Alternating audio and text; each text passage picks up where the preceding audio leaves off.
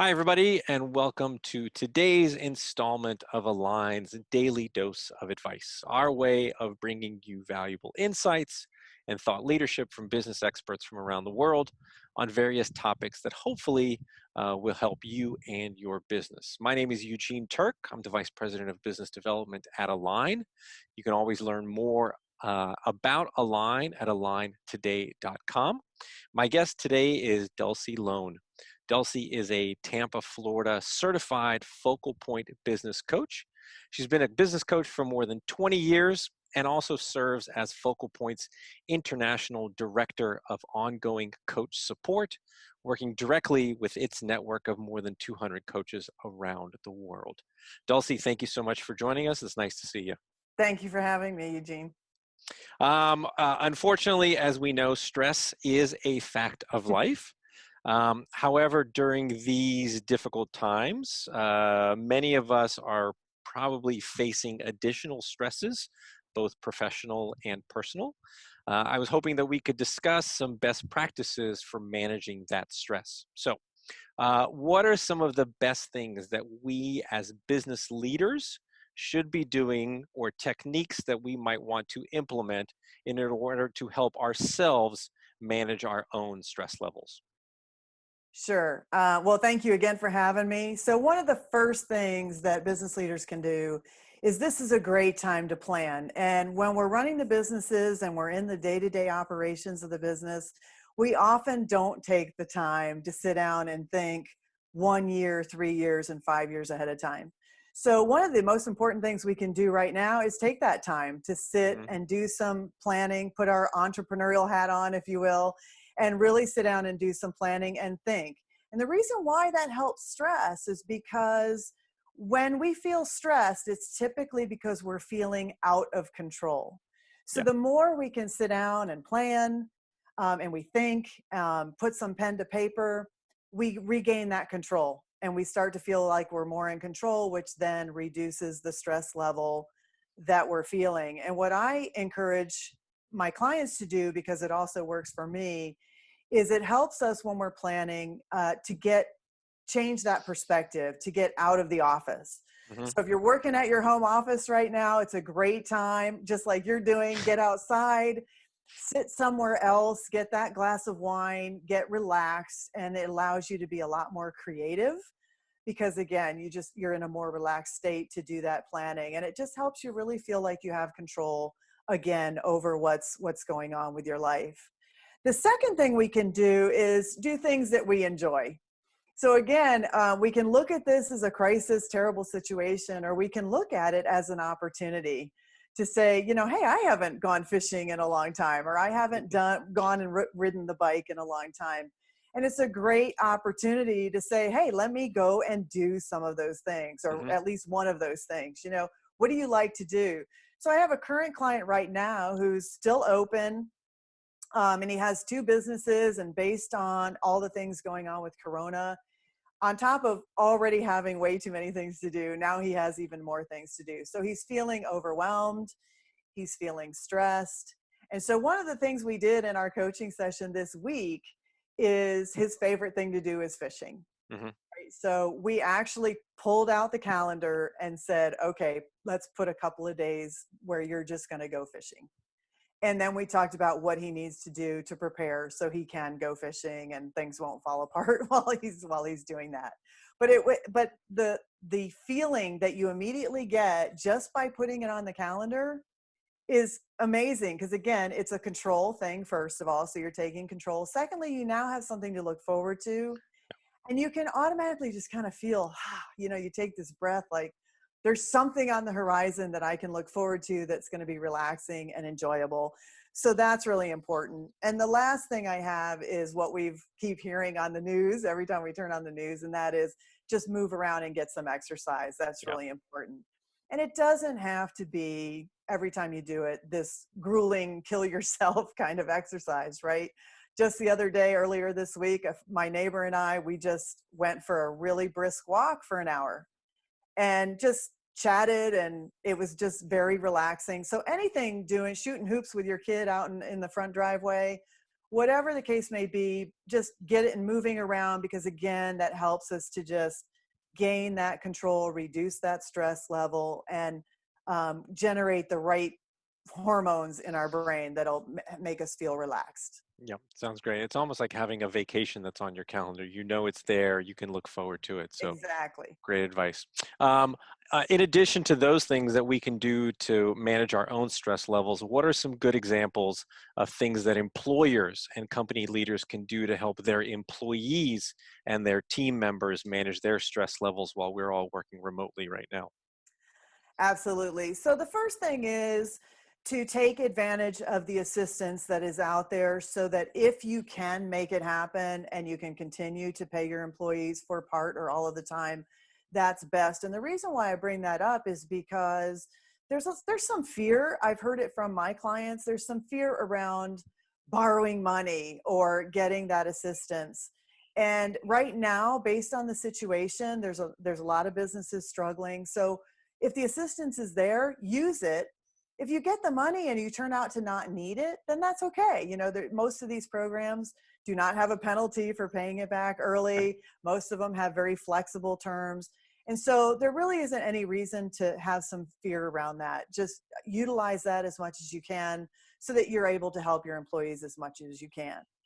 The next thing is, one of my colleagues, I have to say, is probably one of the best examples of leadership in this situation. And I want to share some of the things that he has been doing. Hmm. So one of the things he's been doing is scheduling virtual meetings. And every once in a while, he just does a state of the company.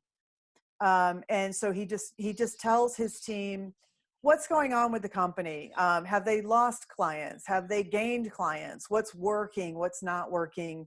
What are some of the challenges? And he's very honest and open, and he shares that with the employees. And that's really important, because what happens when we don't have our own questions answered, and we have these questions in our mind, we tend to, just human nature is to answer those questions with something negative, Or right? the We worst just case scenario. Yeah, Yeah. we automatically go to that worst case scenario, right? So the more information that we can be forthcoming with our team, the less they're going to do that, because they won't have any gaps that they have to try to fill with their own answers, because we as a leader, we're answering those questions for them, which is really, really important. The other thing he does, which I was really impressed with, is he has a regular scheduled meeting every week where it's just coffee with him. And anybody on his team can come to that meeting, and they can ask anything they want. They can talk about anything they want. And he says, I'm going to keep doing it as long as at least one person shows up. I'm going to keep doing it. And so he's just there to answer any questions or talk about with them anything that they want to talk about, which is really, I think, really, really important in these times. And, the team is really responding very well to the tactics that he is using and the strategy that he's employed. And lastly, mindfulness techniques is always great, right? So um, just encouraging people, when they start to feel that stress building up, just breathe. Just take a moment, breathe 3 or 4 times, 5 times, in through the nose, out through the mouth. Just breathe a little bit. That helps to calm us down. Meditation is great. Journaling is good. So one of the things that I encourage my clients to do is assign some little fun homework for the team. Mhm. Ask them to journal something over what they're grateful for, or journal something over the next week. And then in that meeting, the next meeting, ask them for some feedback. How did the journaling go? How did you feel when you were done with it? That kind of things. And it helps them to develop some good habits that help to keep them positive as we move through this corona situation.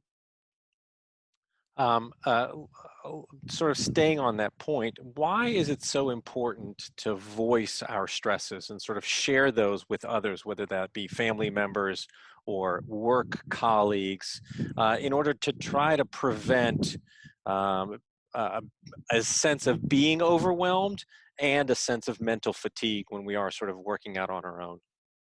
Yeah, so I'm going to get mildly scientific here, but When we're under stress, our brain, we start using different parts of our brain, and the brain starts producing this thing called cortisol, which is basically a stress hormone. And so when we begin talking to other people and we start sharing what we're worried about, or we're sharing those stresses, and then in addition to that, we listen to them sharing their stresses and their concerns. What happens is we start producing a different chemical change in the brain. We start using the good parts of the brain, and we start producing a hormone like oxytocin, endorphins, those hormones that make us feel better. While it seems obvious to us, it's not always obvious to us. It's why the support groups work, right? Yeah, Because the more we can share with people, the more we move our brains into those kind of activities, and move them into those physiological changes. And the reason for it is because the more we share and have others share with us, the less we feel alone. Now, all of a sudden, we've gone from feeling, gosh, I'm the only one who feels this way, to I'm not alone. There are other people worried about the same things. There's other people experiencing the same things that I'm experiencing. And that feeling of community now comes back, which helps us to move into that more relaxed state, which is why it's so important to share with others. I appreciate the scientific explanation. That was great. Um, Particularly now, how important is it to try to establish some boundaries between our work and our home, family, kids, to try to get that work-life balance that we're always trying to get, in the hope that it will reduce the stress in one area from becoming too much, so that the family life doesn't get too stressful and the professional life doesn't get too stressful either. Yeah. So one of the things, as we've heard, I think several times on the news as well, and that is creating a routine, both for ourselves and for our kids, for everybody in the household right now. And so the best thing to do is create that routine all together. Hmm. Right. So, and everybody agrees to the routine, they know the routine, and they're much more likely to comply with it if we've all done that together. Now, I recognize that this is a little tough if you have little kids, right? Right. Because they're not going to be able to do that. But even young children, 7, 8 years old, it's good to have them participate in that because they can do it and they can understand. And then you're more likely to get a higher level of compliance when they're involved and we're all agreeing on this and coming up with this together and creating the schedule together. That's really important. And then, just like you would leave your office and come home, right? Same thing here. You're going to leave your work office, you're going to shut the door when you're done, you're going to come out, and then that's family time, right? And the other thing that I've been hearing from clients and noticing is that this situation is really allowing people to actually establish better work-life balance than perhaps what they had before, right? Right. And so this is a really great time to kind of take a step back and evaluate, how was my balance before and how can I make it better? And then what I'm also hearing from clients is it's kind of getting us back to the old fashioned stuff. It's getting us back to doing some of these things that we never had time to do during our normal daily lives, commuting back and forth to work and all those things, like shooting hoops with our child out front, or playing badminton in the backyard, or playing cards, or playing a board game, all of those things. So again, it's a great opportunity for us to bond better. Hmm. um, and it's all in the outlook again, right? We can look at it as, gee, I'm stuck at home, and I can't do things. Or we can look at it as, hey, let's get back to some of the basics here. Let's get back to some of the fundamentals. And people are finding that they're having a blast playing a board game. They're having a lot of fun doing some of these things that they just never got a chance to do before. So it's a really great time to establish a different kind of balance and even improve it in a lot of ways than what we had before. I can certainly tell you there's been a lot of jigsaw puzzling in my house over the last 3 weeks. So, Absolutely. final question, Dulcie. What is the number one piece of advice that you are giving your coaching clients right now? Well, what I'm finding with the mass majority of my clients right now is I'm seeing that overwhelm, which again leads to that stress because it leads to that feeling of I'm not in control. And so one of the things that I've been doing with all of my clients that's helping tremendously is like, first of all, let's make a list. What are all the things that you have to do or you feel you have to do? Let's make that list. Then we go back to that list and we prioritize that. What is the one most important thing you need to do today? What is the second most important thing you need to do today? And so on and so forth. And what they end up with is a list. Step one, do this. Step two, do that, right? So that and just that activity alone brings that control back, Mhm. right? And so we Yep. already begin reducing that stress level back down. The brain starts functioning a little more creatively because we're feeling more relaxed and in control. Then I talk to them about scheduling time to answer the phone calls, answer the voicemails, answer those emails, right? So, for example, they would do the number one priority. Mhm. Then when they get done with that number one priority, okay, now take a few minutes, follow up on some of the voicemails if there are any, answer some of the emails, then go back to item number two. And it sounds really, regimented, but the outcome of being this way and developing these habits is when you get to the end of the day, you feel really good because it's the difference between you running the day versus the day running you. So when we take control of all of those activities that we have to do throughout the day, we get to the end of the day and we feel, even if we didn't finish the whole list, we feel in control, we feel good, we feel productive, and as a result, we feel less stressed, more relaxed, all of those kind of things. So it's just about, and it takes some time, and it's not a perfect science, it never is. So it takes some time, but developing those habits to really take control of your day is so, so important to not only getting us through this crisis, but just in general, getting you through every single day because business owners have a lot on their plates for sure. Yes.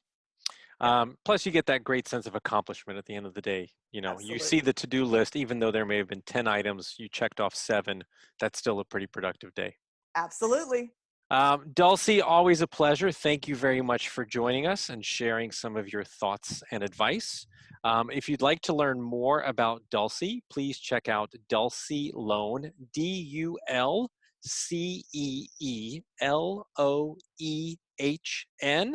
focalpointcoaching.com. Again, if you'd like to learn more about Align, please check out aligntoday.com, and we hope you will join us next time. Till then, thanks so much, and I hope you make it a great day. Thank you.